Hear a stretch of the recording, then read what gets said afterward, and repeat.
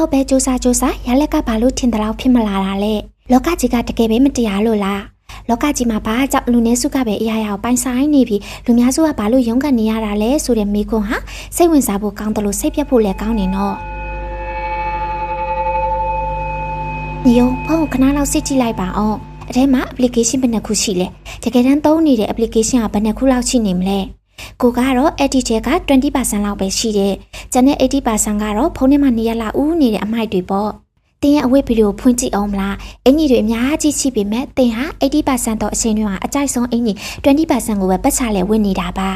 တင်ရဲ့တငယ်ချင်းစင်းကိုကြည့်မလားတင်ရဲ့ဘဝမှာအရေးပါတဲ့အပြောင်းလဲတွေပျက်စီးမှုတွေရဲ့ 80% ဟာတင်သေးသမျှလူတွေက 20% စီကပဲလာတာနော်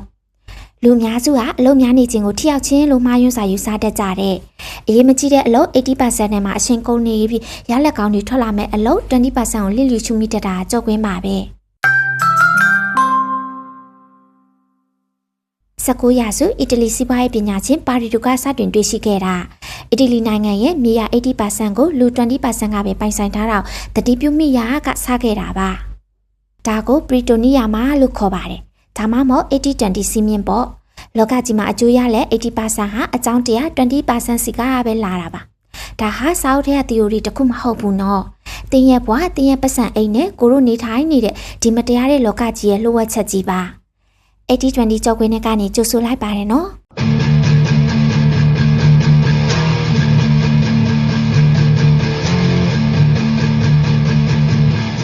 ကဲကိုတို့ရဲ့ခွေးတိုင်းပစ္စည်းကိုခဏလောက်သွားကြည့်ရအောင်ဒီမှာခွေးအမျိုးစုံရှိကြတဲ့အားလုံးကတော့အလုပ်ကြိုးစားရင်အယိုးတွေအများကြီးရမယ်လို့ယုံကြည်နေကြတာပေါ့ဒါပေမဲ့လက်တွေကတော့ခနဲ့ချင်းစရာကြီးဒီတိုင်းပြည်မှာရှိတဲ့အယိုးတင်းကားတွေရဲ့ 80% ကိုခရိုနီခွေး 20% ကပဲပိုင်ဆိုင်ထားကြတာပါကျန်တဲ့ 80% သောခွေးတွေကတော့ခရိုနီခွေးတွေပြစ်ချပေးလိုက်တဲ့အယိုးစားလေးတွေတက်တိုက်ပွဲဝင်နေကြရတာပေါ့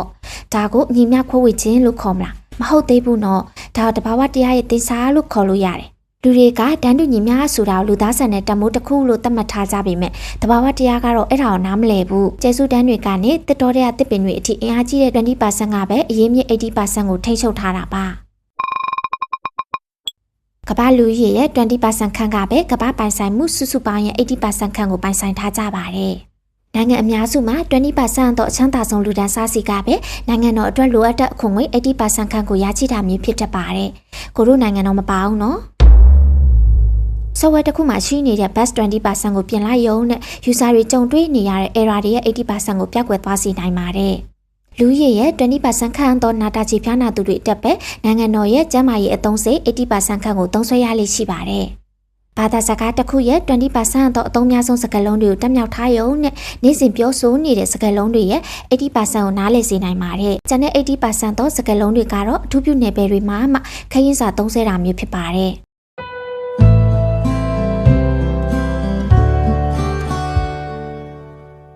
ဒါမတရားတာလားဟုတ်ပါတယ်ဒါပေမဲ့ဒါတဘာဝရဲ့စီးမြင့်မှာပဲတင်ကြိုက်ကြမကြိုက်ကြ80-20ဆိုတာတင်တို့ရဲ့ DNA ထဲမှာနေရှိနေတာပါအခုခနဲ့တက်တဲ့အပိုင်းကိုရောက်လာပြီးအလုပ်ကြိုးစားရင်ချမ်းသာမယ်ဆိုတဲ့စကားကိုကြားဘူးတယ်မဟုတ်လားခွေးတိုင်းပြည်ကထိတ်သိခရိုနီခွေး 20% ကဒါကိုအရင်ကြိုက်တာပေါ့ဘာလို့လဲဆိုတော့အောက်ခြေက 80% တော့ခွေးတွေက 80% တော့အလုပ်တွေကိုပင်မတ်လုပ်ပေးနေမှသူတို့က ACC အယူကိုက်လို့ရမှာကိုသူတို့ကဘာပြောလဲဆိုတော့ငါတို့ကအယိုးတွေကိုပိုင်ဆိုင်သိလို့ပိုင်ဆိုင်တာငါတို့က 20% တော့ထိတ်သီးတွေဖြစ်ဖို့အတွက်အများကြီးရင်းနှီးခဲ့ကြတာတဲ့ပြီးရင်သူတို့ကထွက်ကတောင်းပုံမြင်ပြောလိမ့်မယ်ငါတို့အယိုးတွေအများကြီးစားနိုင်မှမင်းတို့အတွက်အယိုးစားလေးတွေကြမှာပေါ့ဆိုတာမျိုးပေါ့တကယ်တမ်းကျတော့အဲ့ဒီအပေါ်က 20% ကသူတို့ရဲ့ပါဝါကိုသုံးပြီးကျန်တဲ့ 80% ကိုကြောက်ကွင်းထဲမှာဆက်ထားတာပါ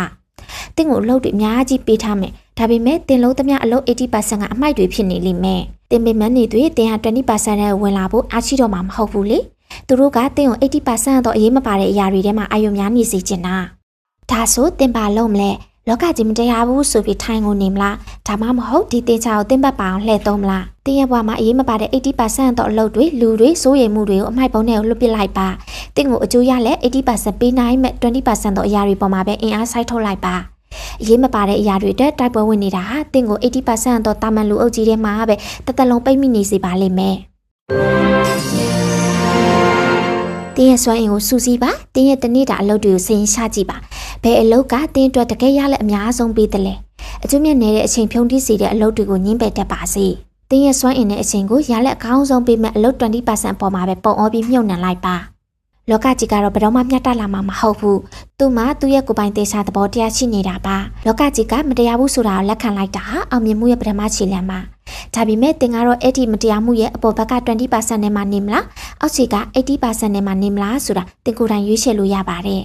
တဘာဝတရားကတော့ဂရုမစိုက်ဘူးနော်တင်းရဲ့ဘဝမှာရောအချိန်ကုန်ဆုံးစေတဲ့အလုပ် 80% ကဘာတွေဖြစ်မလဲကိုမမရေးခဲ့ပြပါအောင်နော်အပေမန်းဆုံးလို့သူဖြစ်မဲ့အစားထိရောက်ဆုံးလို့သူဖြစ်အောင်စူးစမ်းကြည့်ဖို့အကြံပြုရေးနောက်ဗီဒီယိုမှာပြန်တွေ့ကြမယ်နော်ဗီဒီယိုလေးကိုသဘောကျတဲ့ဆိုရင် like and subscribe လေးလုပ်ခဲ့ပေးပါအောင်နော်အသစ်တင်တိုင်းသိနေဖို့ notification လေးကိုလည်းနှိပ်ခဲ့ပေးပါအောင်ရှင့်အားလုံးပဲအေးချမ်းသာရပျော်ရွှင်ကြပါစေနော်တတာ